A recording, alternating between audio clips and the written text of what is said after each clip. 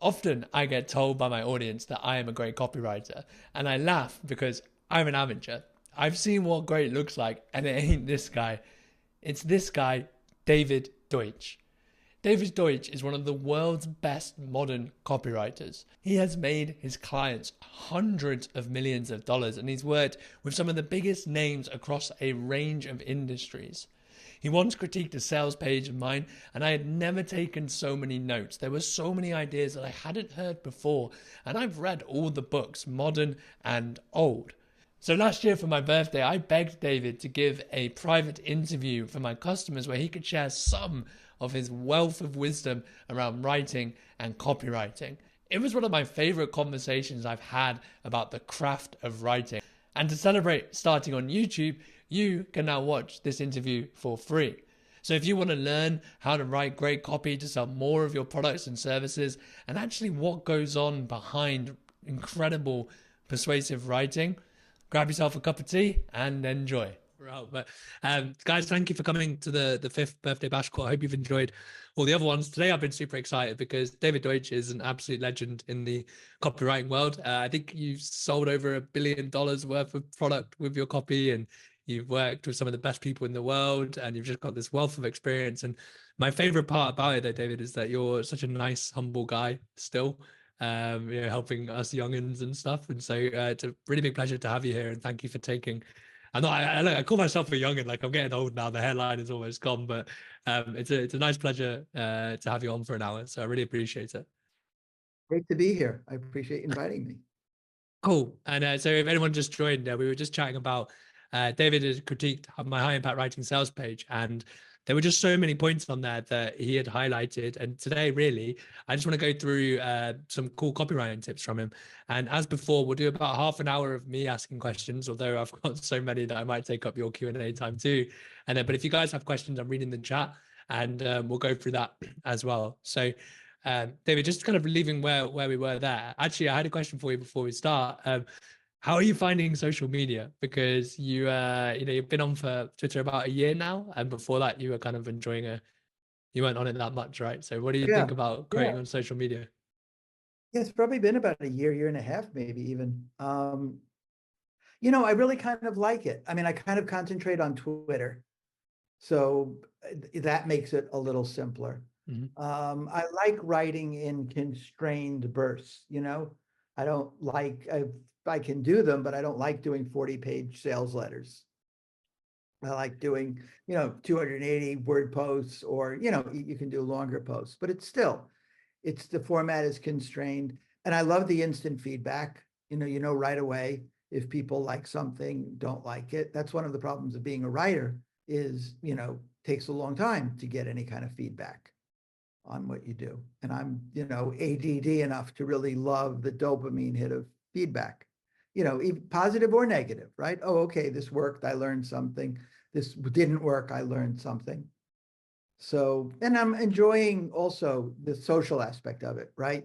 Like you, I never would have met you if it wasn't for social media, and other people that I've come across and become friends with.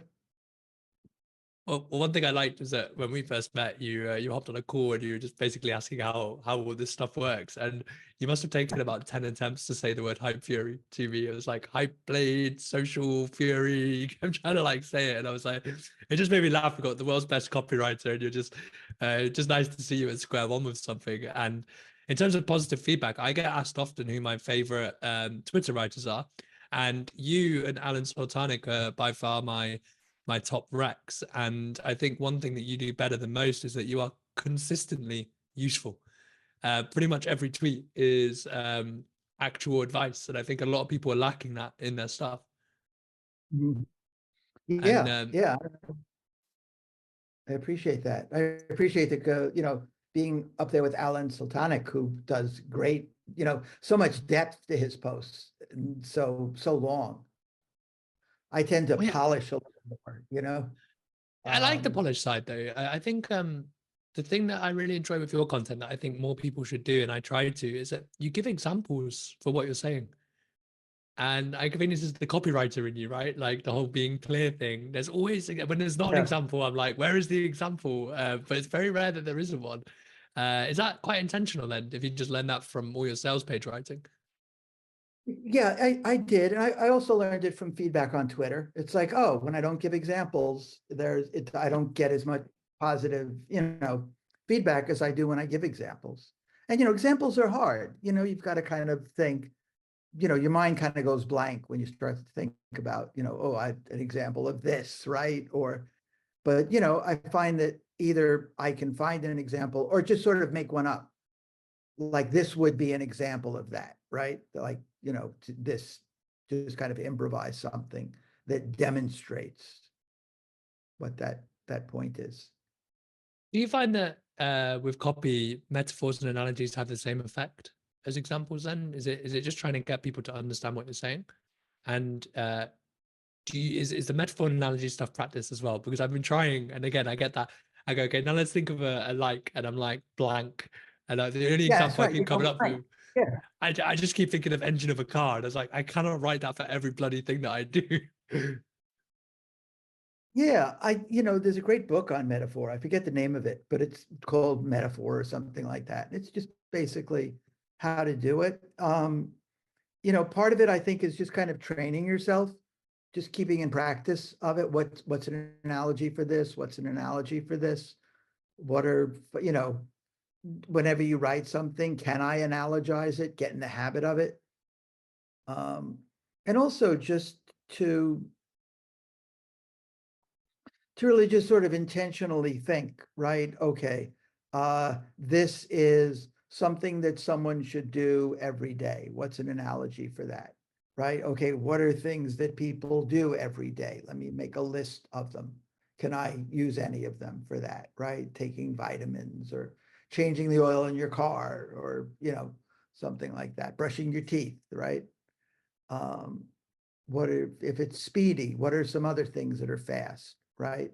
There's boring things, right? There's cars or jet planes or things like that, but faster than warp speed rocket on Star Trek, right? You might Yeah. start to get, just kind of exploring different areas. I Well, think one that's, thing, sorry, you go, you go. I was just going to say, I think it's one thing I try to teach when I teach creativity is your brain needs prompts, just like AI needs prompts. Your brain needs prompts, right? So you really need to ask, what is this like? What is this similar to? What are the characteristics of this thing? And what other things have those characteristics? Just like a very step-by-step process, not so much, oh, what's a good analogy, right? But to really kind of break it down more. Well, that's actually what I was going to ask you, because I've seen you mention this a few times about copywriting or just maybe writing in general. It's about connecting, right? Connecting ideas. And Right. I would say I've got a lot better at that over time, but what are your favorite tips for like learning how to do that? I know you mentioned about reading broadly. Is there anything else that you would suggest? Yeah, look, reading broadly, activating your mind. Like when you read something and it does have an interesting connection, try to see how did he make that connect? Like reverse engineering, right? What are the connections that were made here? And there are people that are really good connectors, right? Like people on Twitter, the James Altuchers, the Paul Grahams, the people that see connections between things that we don't tend to see. Yeah. Right? How do they do that? How could we deconstruct that? And then just practicing making connections, I've studied something called systems theory, which is very interesting, which is, you've probably heard, yeah, you're kind of nodding a little bit. It's like if a waiter is rude to you in a restaurant, you could look at it as, oh, he's having a bad day or he's just a rude guy. Or you could see that it's a system. There are connections, right? What kind of training did he have? What kind of salary is he making? All these things kind of interconnect with, the waiter being rude. And it's the same thing. What connections do, if you read an article on, on the Middle East, or you read an article about, the taxes going up or something, what are the connections there? what happens when taxes go up, right? Maybe revenues go up, but also people try to get out of paying taxes when taxes go up. So there's Yeah. all these what they call secondary effects that happen. Well, so Yeah, I it's mean, just trying to think, just stop, really. yeah, I mean, I first read about kind of the interconnected stuff. I think it was from like Marcus Aurelius, where he was saying about how everything is interlinked, and it's like a Mhm. bit overwhelming how much that is true and repeatedly proven true. And the person who sort of turned me on to systems thinking was Andre Chaperon. He's very big on that, Mhm. and one thing he talks about is emergent and divergent writing. And so his thing is that basically a lot of writers they will most of their ideas emerge, right? And so they start with a blank sheet and they just go and go and go, while some people would they'll start with something to focus the efforts. And I'd love to know where you sit on that spectrum, because I know you've said something about saying what you want to say and how best to say it first. How much kind of planning do you do before you write, and or are you sort of do you just go and then tidy up after? Because I'm definitely in the latter crew, but it's very tiring. It is very tiring.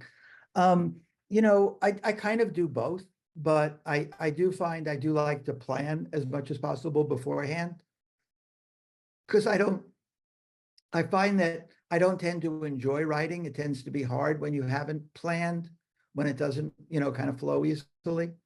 And then you wind up forgetting things. I work on Scrivener a lot, Yeah. which really helps because it, yeah, forces you to plan and to outline and to see, the bigger picture.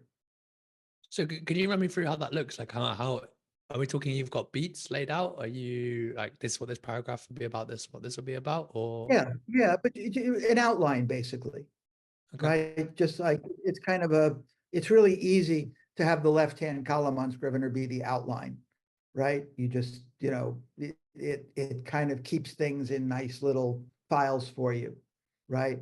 And then you can move things around, or you can create different subfolders, which probably connects to that, divergent thing, right? You mm, start to write something, oh, wait, this is two different things. This mm. divides up into three things. So you just boom, boom, boom.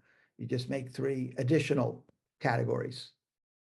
Do you ever find yourself telling yourself to like stop going off topic, and then you have to pull yourself back in? Because sometimes I humor myself, and then before I know it, I've written two essays by accident. Right, right. Yeah, no, definitely. That the idea of one, the one, right? The one thought, the one idea, the one takeaway, the one pain you're trying to relieve, right? It's so important. Do you know one of the best copywriting tip that I'd love you to explain more about that's highlighted recently to me from you was so obviously I've just written 3 sales pages over the past year just for myself, so I haven't got that much experience, but I've just been following like a formula, right? Which I pick up from somewhere else. So like, I tried one, the RMBC method, and then I used Jim Edwards, and but I never saw this tip anywhere else except from you, where it was like just start with the sales argument, like the pitch, and Mhm. what do you so? Could you explain that a little bit more, like the pitch first, and then build the letter around that? How does that look? Yeah, I mean, that's what we were talking about before. It's like, how would you just talk to someone in person, right? What would your pitch be if you wanted them to buy your course or try this supplement or whatever it is, right? And if you can't get someone interested, if you can't explain it to them in an interesting way, you're really not ready to write your sales letter, right? You're kind of artificially, you're using writing as kind of the way to discover what's the best way to pitch it. I mean, if you were living after, your, your close relative that you loved, right? If their life depended on trying this supplement that you had heard about, or having this operation, or whatever it was, right? And you were tasked, you had to persuade them to do it. You had to persuade them to take this pill, have this operation, whatever it is. Like, would you go running to RMBC and, try to structure your argument to them so you could be back? No, you would be like, okay, what do they care about? They want to be around for their grandchildren. I've got to kind of connect it to that, right? I've got to have some proof that this is really the best thing for them to do. You know, you wouldn't be thinking about, I mean, no shade to, you know, Stefan's system is brilliant, right? Yeah. It's got to start with, you know, it's got to be based on how you would persuade someone. Because you are persuading someone, right? Ultimately, you're persuading one person that's reading your sales page at any one given time. Yeah, and I mean, it really did. I reread my page after I read that, and I was like, I don't know what my pitch is here. And it was quite humbling to just be like, you've said all the right things, but it's like, I Right, don't know what my right. pitch is here. And it was quite interesting. Like it hurt. It did hurt, but I was like, dude, man, if you can't say that to say, like, I feel like I would stumble if I tried to describe it. So I just think it's such a powerful tip. And I mean, you could use that for emails and stuff as well. Like it doesn't just have to be sales pages really, right? Sure, of course. Yeah. Yeah. And it's good that it hurts. Because if it, you know, it's like going to the gym. If the muscle hurts, that means you're building muscle. Yeah. And you know, it's the things that we don't want to face are the things that stop us, right? You know, it hurts me when John Carlton critiques my copy, you know, or you know, it's like, but you know, it's good because you know, okay, it's going to be better now. And I've learned something. 100%. And you know, as you say, a lot of the people on the call, very few are copywriters by trade. I'm not a copywriter by trade either. You know, the sort of people you work with, is it all copywriters writing copy for everyone else? You know, like a lot of people have asked about your inner circle stuff. Or are you working with entrepreneurs mainly who are writing about their own products? And how do you find the difference between that? You know, Yeah, someone trying to sell their own stuff versus other people's? I would say it's a lot of entrepreneurs who write copy for their own stuff, right? It's people, a couple of people are people who are like lead copywriters for a company, right? And so they've got a team of copywriters, and I help with the team, I help them, work with them. So it really varies. Um, but I think owner copywriters have the biggest potential, right? Because they know their product, they're passionate about their product, they're usually smart or they wouldn't be successful owners. Um, and so it's relatively easy to get them. They don't have to be educated about the product. They don't have to be convinced to be passionate about the product. Whereas copywriters, it's, you know, it's a little more difficult to get them to, because a lot of good copywriters comes from being familiar with the product, right? Really, you know, getting to know it more, I think, and getting to know the market more and the industry more. Yeah, it's funny because I reached out to a mutual friend, Andrew Gould, on Twitter, and I Mhm. asked him if he would. I'm building the email version of my course, and I asked him if he would write the sales page for me because I've been so busy, and he just said no. He was like, "Don't let anyone else write your sales page because he was like, you're doing it right. You're the owner. Only you will know your Right, product better than right, everyone right, right. else." So it was good to hear. I was a bit like I was just trying to save time, but like I guess that goes to show that it's I everyone says talk about research being key, right? So like how important it's a leading question, but like how important is it that you just know like your customer better than everyone else? Yeah, no, it's tremendously important, right? Because why do people buy courses, right? I mean, or buy anything for that matter. And a lot of times it's not the reasons we think, right? We think people do things to make money. And in reality, money is just paper or figures on a spreadsheet or whatever. You know, what people really want is, you know, self-affirmation. They want to prove to their sixth grade teacher who said they'd never amount to anything that they're going to amount to something.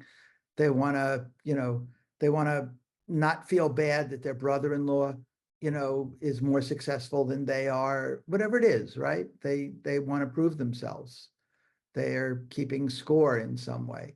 So it's not just about making money, right? So it's about so much more than that. And, you know, it can't be kind of a cliche, oh, you'll be able to take vacations that you always dreamed of and own a Mercedes and, you know, all this stuff. You've got to really speak to some inner things that they care about. It's different, right? It's different, like, right? The dentists, for instance. That's always fascinated me. Difference between dentists and doctors and chiropractors, right? Mm-hmm. They each care about different things, right? They each, chiropractors want to kind of prove that, I mean, I'm oversimplifying. It's been a while since I've been in those markets, but chiropractors want to prove they're real doctors, right? They feel like second class compared to doctors. You know, dentists, I think, are always more planning for retirement and, kind of the practice stuff. Doctors are just overwhelmed by all the crap that they have to put up with these days, right? They're all very, and you can't just write to them all the same about buying a new Mercedes or having a successful practice. They're very different. And it's the Yeah. same thing with any, right? What is it really that keeps them up at night? Well, there's this common expression online that you should only read books based on what you need. But I kind of feel like that's very short-sighted for people that want to write good copy, because you just need such a broad understanding of human nature and psychology. And you strike me as someone that likes to read like a broad breadth of books. From now, what's your reading process like? And I saw you done the whole thing where you pick out a random magazine and Right, for right. ideas and stuff. Like, how deliberate are you about trying to expand your horizons? Because I've been trying to do it a lot recently, and sometimes I feel like I'm wasting my time. But then you read like one insight, and you're like, "Oh, that's really cool. Actually, it's nice to know that." And so, how do you handle that? I, I think it's good to have a certain degree of randomness or explore new things.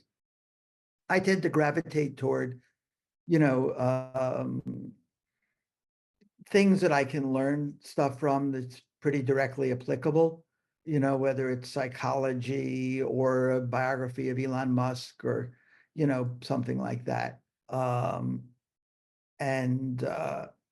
you know, I think I also like to read interesting writing. So a lot of times I'll read, Grisham or Tom Clancy and just see, well, what is it that keeps people glued to the page? Harry Potter, right? Mm-hmm. Why is that so compelling? Because really there's not that much difference between what we write and fiction. Just fiction is made up, right? And we're writing about real stuff, but still it has to be interesting and it has to be believable. So how do you keep someone on the page, right? How do you create suspense? How do you create characters? Yeah, I mean, for pretty much all my life, I've read fiction for 1 to 2 hours a day. And then a couple of years ago, I stopped because I thought nonfiction was what I had to read to be a writer. And it Mhm. was only until recently where like I started getting into historical fiction again. And I was like, I'm reading page after page and thinking, bloody hell, this is amazing copy. So descriptive, so like pulling in. And I do think people need to read more fiction if they want to write well, even for nonfiction, because it's like you don't want to sound too academic and boring, right? Yeah, well, that's what Tom Wolfe kind of brought a lot of fiction techniques to writing, and then the new journalism, um, as he called it, or as someone called it, right? That it didn't have to be, just boring reporting. Um, People like Norman Mailer and really good reporting that you see these days in Hunter Thompson. Mm-hmm. It's like the extreme of that kind of writing. But yeah, there's a lot to be learned from fiction. Charles Yeah. Bukowski, Ron Carlton turned me on to, a long time ago. How does he do that? How does he have such colorful writings? How does he keep you so interested in his life? Well, I like how the question is like you're quite intentional about, most people just read something, but I think when you start writing so much, it's like you get like a third eye where you're constantly asking the why behind everything. Do you find you can switch that off now, or is it just constantly everything you read is like copy material I don't know. basically? I find it's not very automatic with me. I think there are people who it's more automatic with, where they read something and they go, "Oh, this relates to," and I can do a Facebook ad based on this. I really have to stop and kind of ask myself, okay, I have to stop myself from just consuming. Okay, Someone yeah. once said, you should spend as much time thinking about what you've consumed as consuming the stuff. And I'm not at 50-50, right? But I do try to just sort of stop and say, okay, I read this chapter, page, book, whatever it is. What can I use from this? How can I apply it? What's it connected to, like we were talking about before? Yeah, I mean, I probably am the other way because Twitter, I mean, maybe having the incentive of likes and applause forces your mind to do it. But I ended up thinking in tweets. Like if I go on a date with my girlfriend, the amount of times we're having a conversation, I'd be like, stop talking, I need to write this down. It became quite Right. hard to switch off actually. Yeah, I mean, I've kind of gotten a little bit more like that, where Twitter has almost become my note-taking default, you know? It's like, oh, here's an idea. Let me just do a draft, on Twitter, and then the next day it'll be like, oh, look, that thing there. I could turn that into a tweet. I think it's a brilliant way to do it. There's a lot of people, there's a lot of social pressure to write what you think other people will want to hear on Twitter. And I don't Mhm. think you do that very much, which is brilliant. People don't really appreciate that there's like another person on the other side of the screen. And when you read something that's very generic and boring, it doesn't just Yeah. have no effect, it actually has a negative effect, right? Yeah, I mean, yeah, certainly, one negative tweet or one, thing people find boring, and, they may not read the next one, and there's uh, what do you call it? A cumulative effect, right? Yeah. I mean, my filter now, mate, is because what happened was last year I started going viral like all the time. And you follow incentives for long enough, and what does stuff go and say? Eventually, you just end up selling porn. And I just realized it's like some people were kind of getting put off by what I was writing. And so now my only filter when I'm posting content is, would I be a raving fan of this? And if the answer is no, it just doesn't get Right. shared. And then, the growth has slowed down a lot, but the revenue has only continued to climb. So I just try to like encourage people to have that filter. But I was going to say, you've recommended, just on the books topic, by the way. Yeah, my favorite recommendation from you was to stop reading copywriting books and start reading screenplay books. And Hmm. I gave it a whirl. And there's a book called Writing for Emotional Impact. And it's probably my most highlighted writing book. And it's absolutely fantastic. Like, where did you hear that from? And what do you like about screenplay writing? Because it's been brilliant for my skill. I can't remember where I first heard about that. Um, where did I first hear about that particular book? Oh, just like screenplay in Just general. Like, plays in general.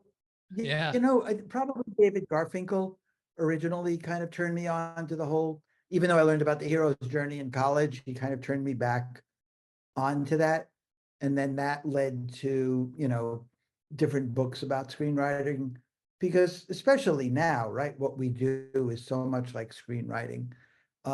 Maybe not for a sales page, but for a video sales letter or for Facebook ads, they're all, going so much to video. But even for tweets or sales copy, in a sense, the more you can make it like a screenplay, right? The more it's showing and not telling, which is hmm what a screenplay has to do, right? You can't just narrate the whole thing, or it would be a novel. So it's got to show, oh, look what's happening here.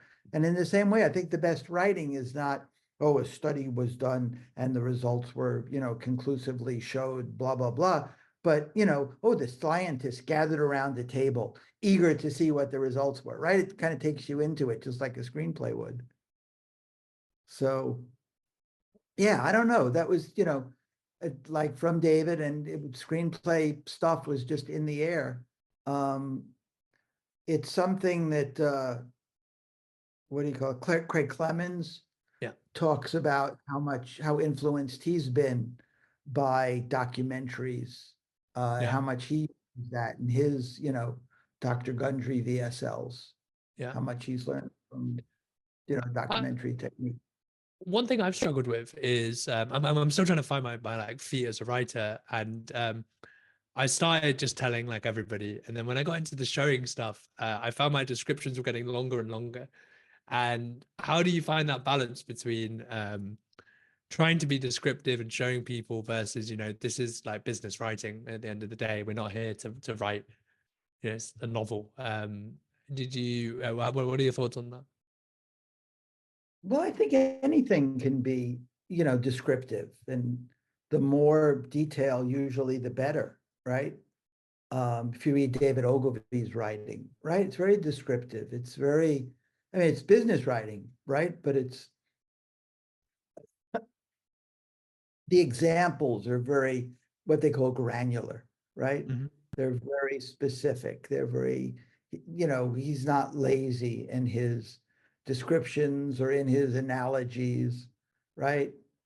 Um, and there's a certain delight and a certain charm that comes from that. His writing, Bill Bonner, Drayton Bird. Yeah. There's a lot of color in their writing, and people want color. They don't want black and white. Yeah. They I don't mean, want to be bored. yeah, I've been trying to infuse it more. I think it's actually since that emotional screenwriting book where it was like your job is to make people feel something. And I do think a lot of people, especially in my space, where I don't know, I think as soon as you start writing behind a robot, you start sounding like one, unfortunately. And Yeah. where I think this is actually one question that's come up in the chat is like how can you, because obviously you coach people as well, getting people to get past that block of being like you're writing when it should be conversational. Do you have cues or tricks for that? I know you have one acronym that I would love you to explain more about, the friend one, which I thought was brilliant. Oh, okay. All right. You're gonna have to remind me, I think, Yeah. what that one was. Well, I'll just do the first part of the question. Oh, How do you get good okay. at Yeah. doing the conversational side? Then I'll go through the acronym. I think you really just have conversations with people. Gary Halbert used to go to bars and talk to people and tell them about what he was writing about, and he would say, "Oh, look, their ears perk up when I say this, not so much when I say it like this, Mm. right? Or they're asking me questions about this. They don't seem to care about this other aspect of it that I thought was important, right?" So he's just doing that kind of research just by talking to people, trying to get your spouse, your partner, whoever interested in it, keep their attention. Um, you know, um, so I think there's that aspect of it, and there's just that aspect too of who do you have in mind when you're writing? Are you just putting words on a page, or are you really writing to someone that you care about? So if I'm going on Tinder dates, I should just come with a long list of copywriting ideas and just keep saying them until I see their eyes light up. Yeah, right, right. I'm sure the dates won't go well, but at least my copy Kill will get two better. birds, kill two birds with one stone, right? Yeah, sure. There'll be no killing birds on my dates, but yeah, I get you. WWAFD, what would a friend do? I think it was the acronym. I saw you post. Okay. I thought the acronym was friend, FRIEND, and I'm going, well, what was that acronym? That's what happens when you make Yeah, too I many mean, mechanisms. yeah, I mean, what would a friend do? Like, to treat the prospect as a friend, Okay. right? When you go shopping with a friend, what do? You don't like try to, be a shill for what's being sold. You try to help them. Like, oh, those pants don't look good on you. These pants do look good on you. Um, you kind of put your arm around them, and you're on their side. And I think that's what the best copywriters do, right? They make you feel like you're an advocate for them. Like Jay Abraham says, your allegiance should be to the prospect, not to the client. Yeah. That they should be better off having read the sales letter than they were beforehand, even if they don't buy, right? They've learned something, you've helped them in some way. Because I mean, who do we buy from? We buy from salespeople we like. We buy from salespeople that have our own interest at heart. We listen to people that we feel have our own interests at heart.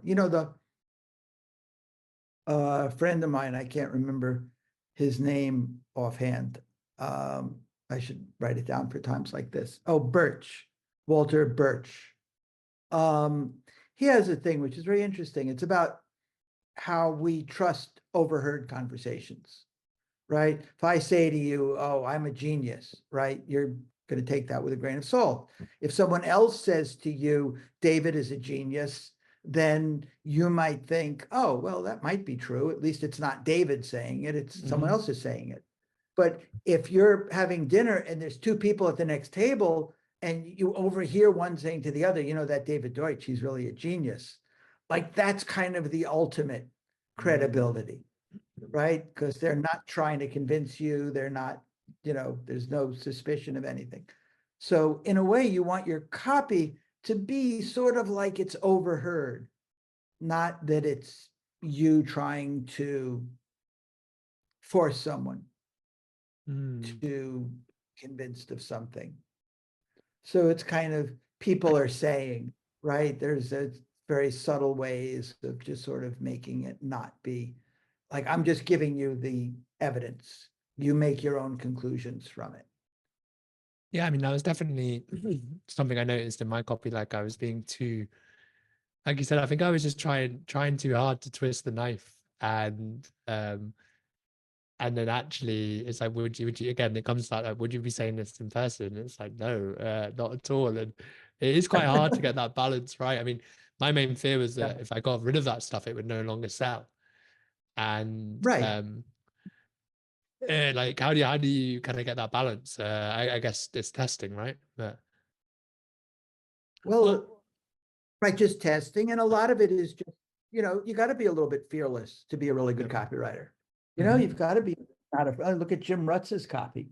You know, he's crazy stuff. Read this or die. You know, it was a great headline of his. Yeah. A lot of his clients thought, you know, it's crazy. We're not printing this, you know. But I think you know, we're a good modern day example of crazy is Daniel Throssell.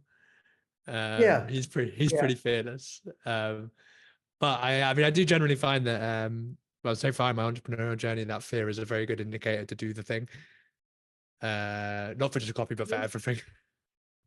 That is a good, you know, James Altucher talks a lot about that in his writing, that the most successful pieces he's learned that he writes, blog posts, yeah, articles, whatever it is, in other ones he is hesitant to publish, right? Because it's a little too revealing. You know, he realized people love it when he talks about his mistakes and his failures.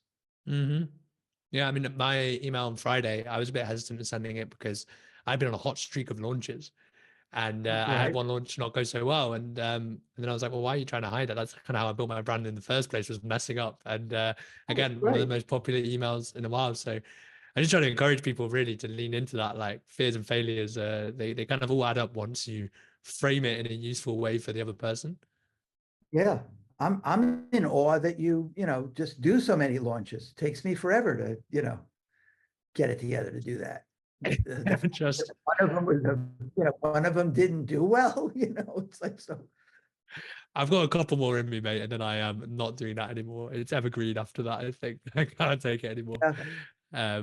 One thing I just want to highlight, by the way, you mentioned Jay Abraham. I think everybody needs to read the Strategy of Preeminence, because that's kind of what you're highlighting there, right? It's one of the best documents I've ever read, and it was a big aha moment for me.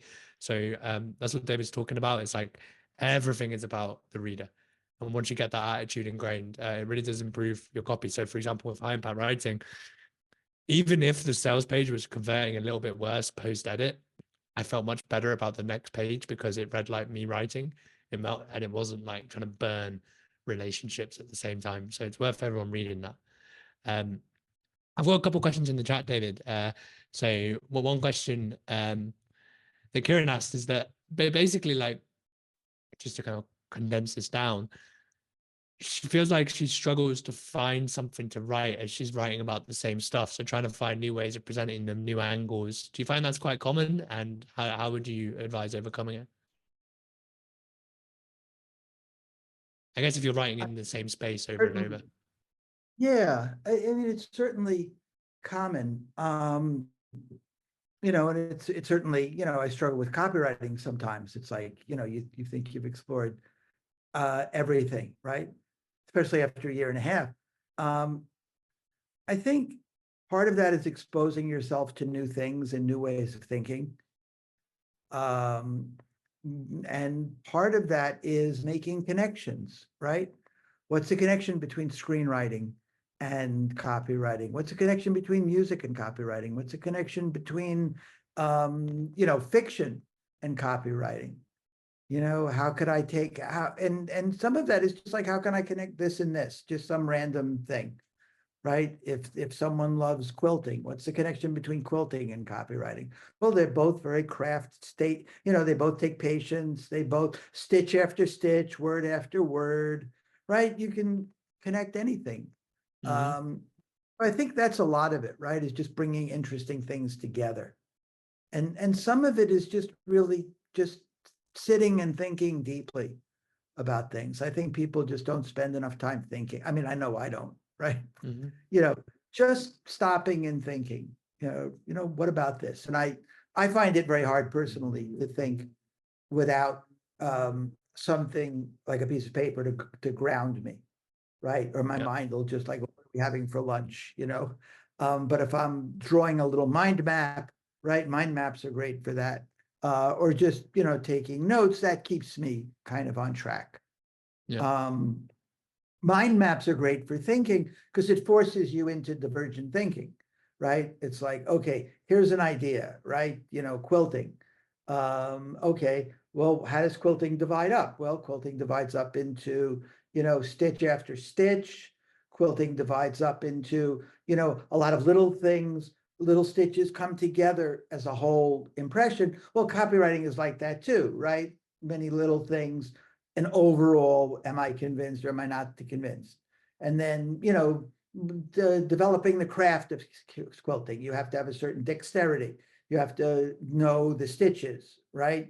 The same way copyright. So that's like how it divides up the three things. Okay, how do each of these divide up, right? So drawing a mind map like forces you to a different level of thinking, like we just did here, right? We just explored that. Who I try to study for that is Feynman.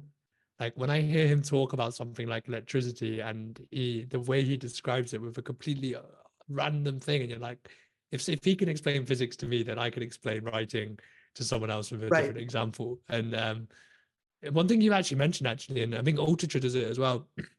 He talks about it's not just about having great ideas; it's about being comfortable with a lot of bad ideas. Um, Mhm. and so, do you have like a idea mechanism? Are you kind of forcing yourself to constantly? Because I know James's one, which I done for about a year, was 10 ideas a day.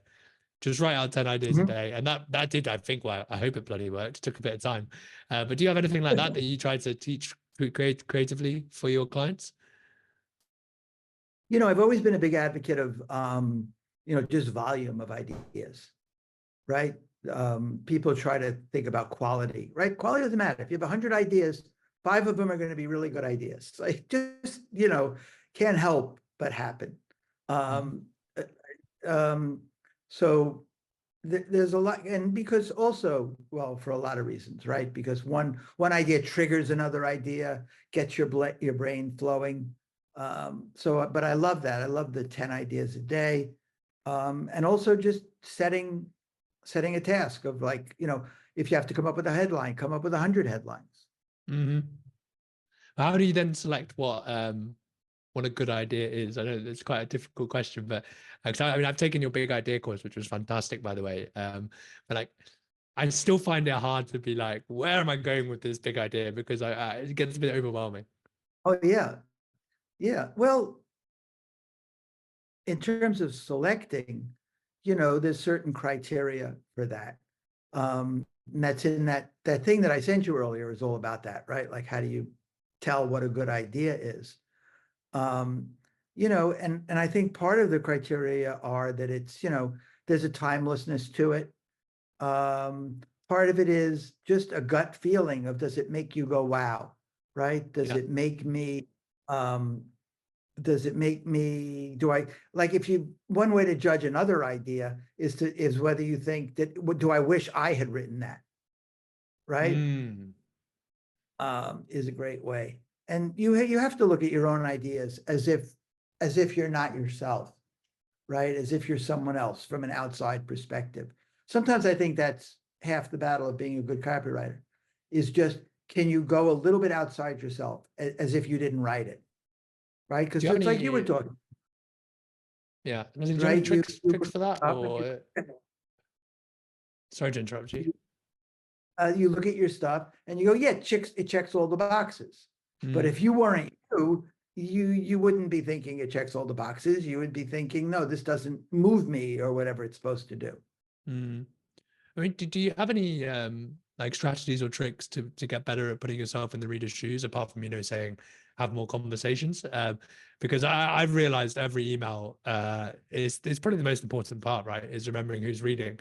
And you know, I do the whole having time between drafts helps. I've found that swapping from laptop to phone has helped immensely for like the final edit. But do you do anything like that to make that better? Yeah, I mean, a couple things. One is, the Gary Halbert trick of writing a letter to your mother, right? Like, instead of writing the sales page, it's like, dear mom, I'm writing you today to tell you about this new course I created. I think it would be really helpful to you because I know you want to be a writer and, you're struggling with it. That helps a lot, right? That Yeah. can get some really good copy. I think part of it is also just like we were talking about before, right? We don't stop and think. To like my friend Kohler used to just sit quietly for a half hour and just think about the prospect. Like, what is his life like? Right? If you're writing something about arthritis, what is it like to have arthritis? Right? You go to twist a doorknob and your wrist hurts because there's arthritis in your wrist. Or you want to play with your grandkids and you can't lift them up, right? Because you can't go out hiking maybe because it's a little bit of a rough trail that they want to go on. What does that feel like? Right? What is your day like? And there's a certain amount of embarrassment. If you really just stop and think and try to go through the day, you can really get in touch with that. Well, I guess what we're describing here is empathy, right? And do you think that empathy is a skill that can be learned? I mean, I was a dentist for 3 years. That made you pretty empathetic because you got a person crying on the chair and stuff. Although I guess it has the opposite effect to a lot of my colleagues. But a lot of people who are Right? writing don't have that joy of drilling mouths. What do you reckon? Empathy can be something that you can build? Yeah, I think it could be. Part of it is empathy, right? Like, just feeling like, oh, what is it like? I feel badly for this person. But I think it's also a bit of method acting. It's also a bit of, I'm just becoming that person, right? What is that person's life like? You may empathize, you may not empathize. I think empathy is a big help, but first is the understanding. What do they think about, right? What would I think about if I had arthritis? Mm. How desperate would I be to find something that relieves the pain? Would I be embarrassed by it? Yeah. And Caroline's just said, this conversation is making me realize I have so many qualities that would make me a good copywriter.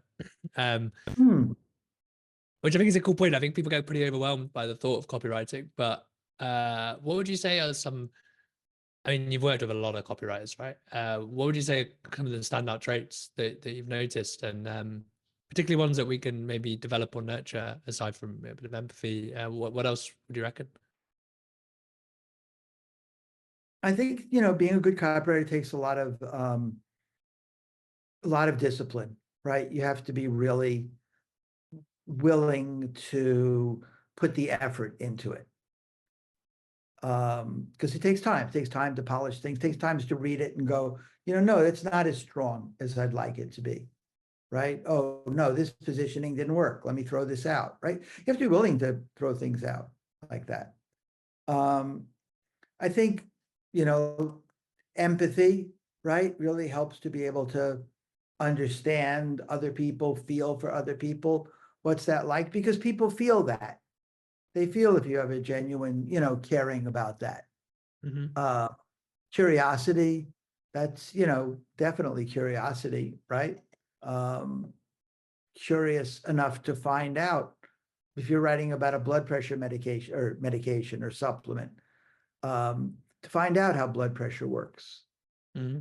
I always use that example because it's so easy to write about blood pressure pill, a blood pressure product without knowing anything about blood pressure, right? It's like, yes, it will relieve your blood pressure. It'll make you feel better and you won't have a heart attack or stroke or whatever. But what is blood pressure? How does it work? How Yeah, does it yeah. get low?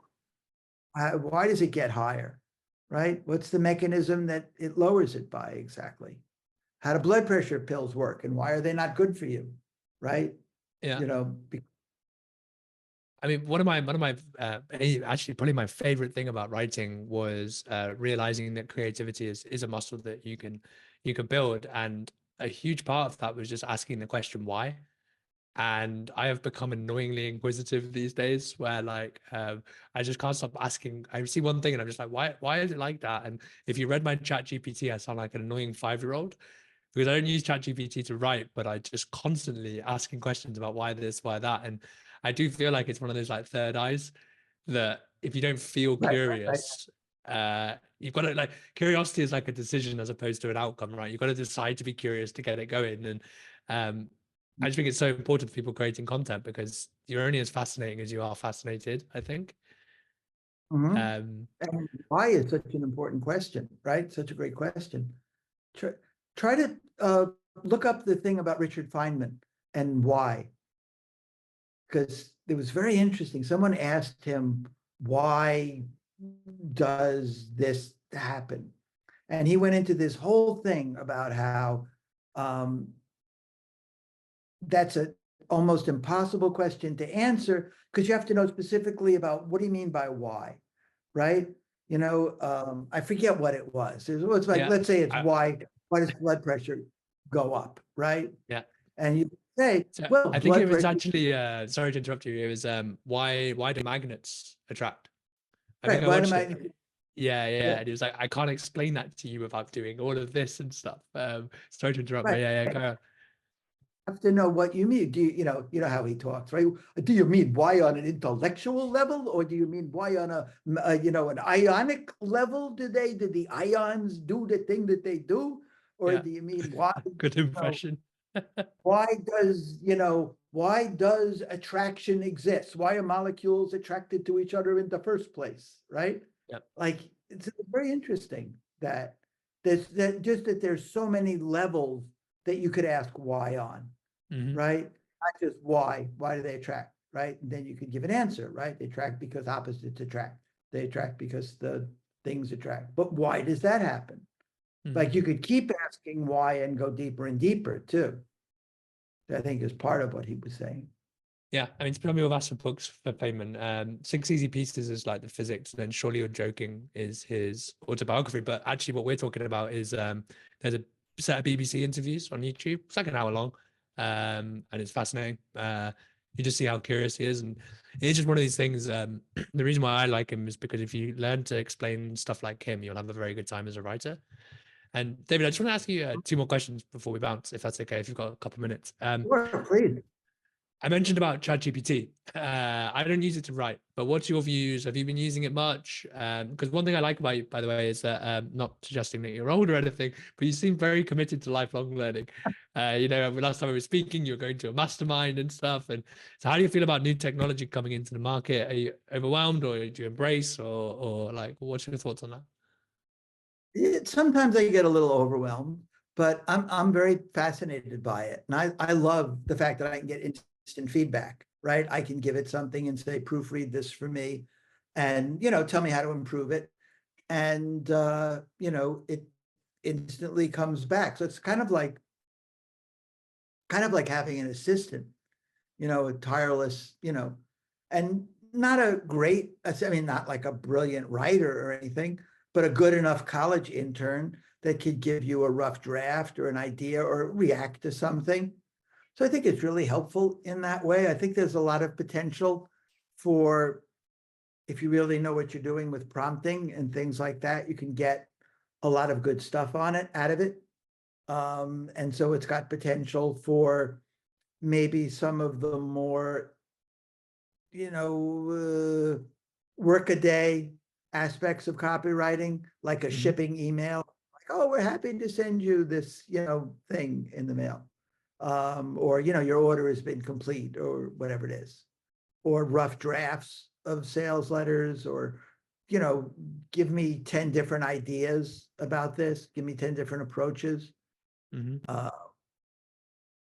So, I think it's pretty exciting in that respect. And I think it behooves all of us to kind of play with it and, keep active with it and learn about it, because it's just going to keep changing and getting better and affecting more things. Yeah, I mean, my natural thing was to not use it, but I think that's also a bit of a common mistake, to be closed-minded to new things, right? Like, you resist change before you embrace it. And my rule now is I'm not allowed to use Google, and that's actually been a pretty enforcing function for using ChatGPT. And my other question was, there's a big debate on Twitter and maybe copywriters in general. A lot of people in my space say don't offer guarantees. And I think that you disagree with that, looking at some of the posts that you said where, good copy has a guarantee, right? So what are your thoughts about sales pages without guarantees versus sales pages with? I always have a feeling in general that anything can work if done properly, right? So you could not have a guarantee, and you could almost make that a point of honor. It's like, no, there's no guarantee, right? If you're not sure that you can use this and utilize it, and I'm giving you, good stuff, up front. So it kind of becomes a vote of confidence kind of a thing. And on the other hand, guarantees can really increase sales, right? Mm-hmm. In terms of making people feel more comfortable buying something. So depends a lot. And a lot of that is testing, right? Like, what happens when I increase the guarantee to a year? What happens when I make it 6 months? What happens when I make it 10 days? Because it's always different for every product. It's a different reaction that a market will have. Yeah, so I've never really actually got into copywriting testing much. Now, I think maybe as a personal brand, you get a little bit lazy because most of your traffic, they kind of know you quite well anyway. But I get a little bit overwhelmed sometimes because, you talk about testing, like testing a guarantee, and it's like, well, there's 15 other things on this sales page. And how do you know what to test and when? Because I would imagine that the guarantee is probably lower compared to, your lead and your bullets and all that stuff. And I feel like testing is like a can of worms that once you open, you might never crawl back out of, sort of thing. And is there any advice to me there? Yeah, I mean, I guess the question is, why would you not test? You know what I mean? Why would you not want to know if, I mean, you're right. A lot of it is just the general approach, the headline, right? The lead, how you get people into it. And then beyond that, right? You can, it's so easy. I mean, I say it's easy, right? I don't, I'm not the one that has to set up the tech, for my stuff, but it's relatively easy. You do, this is 60-day guarantee. This is, 10-day guarantee, or this is a year guarantee. But you're right. You certainly want to test big things. You want to test things that have the potential to move the needle. And a guarantee might, especially if you highlight it, right? Like, our 10-year guarantee or whatever. 10 years from now, if you want to take, return it. Or no guarantee. Like, what happens if we eliminate the guarantee? And do we get less return? But people will try to return it anyway. Like, you'll still get returns, and probably not worth fighting. So, Yeah. Well, I just increased hours from 30 to 90 days, and that 90-day cycle is coming to a close, and the percentage dropped. I think we went from I can't remember the figures, but it was definitely less refund requests by extending the refund guarantee. And I found that quite interesting, actually, because that kind of plays into my brand a little bit as well, where it's always been quite like, it's cool, like you can use it, you can come back, and it felt nice to go that way instead of people telling me to not do it at all.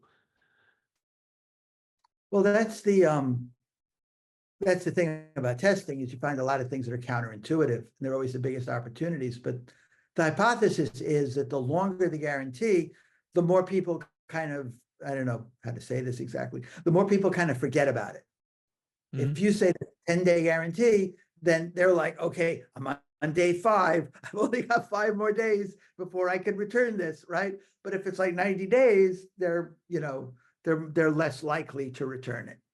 One will just. Yeah. Well, listen, David, I don't want to take up any more of your time. I mean, everyone, we had some really cool questions, and it's just really nice to have you on. Like, I really do appreciate it. It's very humbling to have you on here. You're a bit of a legend in my eyes. So I've listened to like all your podcasts and stuff. So well, no, I just suggest to people, by the way, David, his material is brilliant. There's stuff on big ideas, and I mean, this is in high impact writing as well, but a big idea is everything. We're talking sales pages, emails, even to the tweet level. If you can get better at thinking of big ideas, the impact for sales or communication is really important. So I put a link in above just for some stuff to help out with big ideas. And so I'll just post it again. It's a free guide. So I'd recommend you go check out that stuff as well. David, do you have anything you'd like to leave for people? And we'll be sending this out to the rest of the customers after as well. That sounds good. I would just like to say that if they go to that link, there's a test for testing a big idea, which will give you, it not only like enables you to evaluate a good idea, but it'll give you some good information about what makes a big idea. So that's kind of cool. And you can find out more about my Idea Power program on there, which will help with more and better ideas. Yeah, I like, was it Ogilvy that said if you, without a big idea, your copy will pass like a ship in the night. And I found that great because that's a fantastic big idea in itself, isn't it?